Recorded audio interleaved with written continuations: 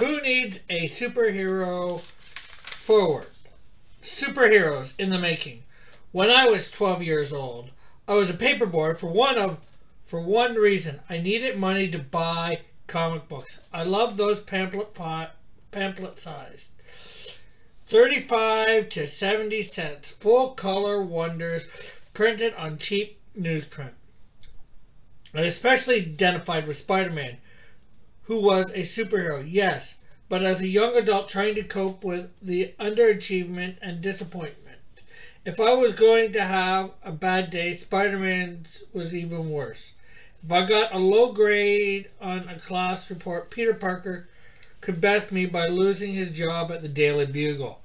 For turning in blurred pictures of Spider-Man's skirmish with Doc Ock, catching the blame of New York City for the latest round of power outages, and failing every course at Empire University because he had missed too many classes. The comics also awakened my first spiritual stirrings. As I told a syndicated columnist, Terry Matling, in a recent interview, people are always looking for answers to the big questions like, what am I doing here? I was no exception. Only comic books did a better job of giving me answers than many of the sermons. I heard from priests and preachers.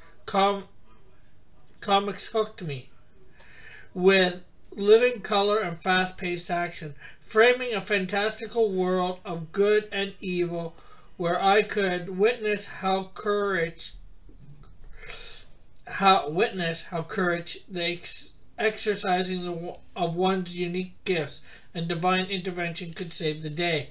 Comics seemed to whisper God's plan for humanity, and I gradually I began to see Jesus as the ultimate superhero. He created the universe. He became the God-man with amazing abilities and powers beyond mere mortals. On Earth, he commanded the weather, cast out demons, raised the dead. Like other heroes, he came from humble beginnings and grew up with surrogate parents, Mary and Joseph. Think of Mom and Pa Kent or Aunt May and Uncle Ben. He became renowned for standing up for truth and justice, and performed amazing feats like changing water to wine or telling off the establishment by saying even outcasts like prostitutes would make it into heaven before them. Like Spider-Man or Batman, Jesus was considered a menace to the authorities. He had skirmishes with humankind's greatest enemy, Satan, the first villain to plot world domination. As mirrored by the great superhero stories, even friends abandoned Jesus at the hour of his sacrifice. Still, Jesus urged his followers not to rise up and destroy the empire by force, but rather pray for the good and repay ill will with kindness. He told us how to become a new creatures, promising someday we would be transformed and able to do things he could. The world is more chaotic than ever, and evil seems as evident and as powerful as any comic book villain. There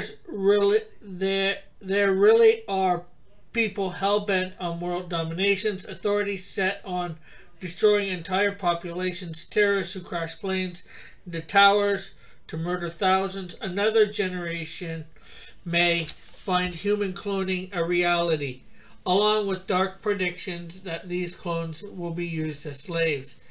There still looms a threat of a madman by accessing computer codes could take over nuclear systems internationally and plunge the world into nuclear catastrophe. No wonder superheroes are more popular today than ever, and movies based on comic books are wildly successful. In a dark and sinister world that leads us to believe we're insignificant, we need to know we were created for something greater. We need to be pushed to strive for big ideals and bigger dreams. We need the thrilling promise that we have the potential to be superheroes.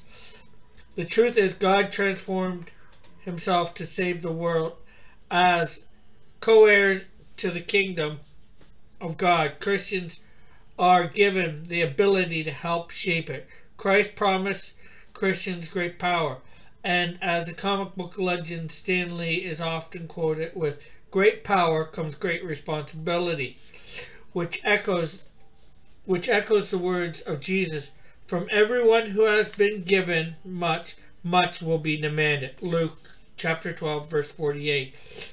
We must not forget our status as world shapers and great responsibility we bear. In discussing his reason for making The Passion of the Christ, Mel Gibson said, one of the definitions of truth in Greek is unforgetting. We need superheroes to remind us that the story isn't over, that there is work to be done. It's a good thing that H. Michael Brewer remembers his childhood heroes in comic books.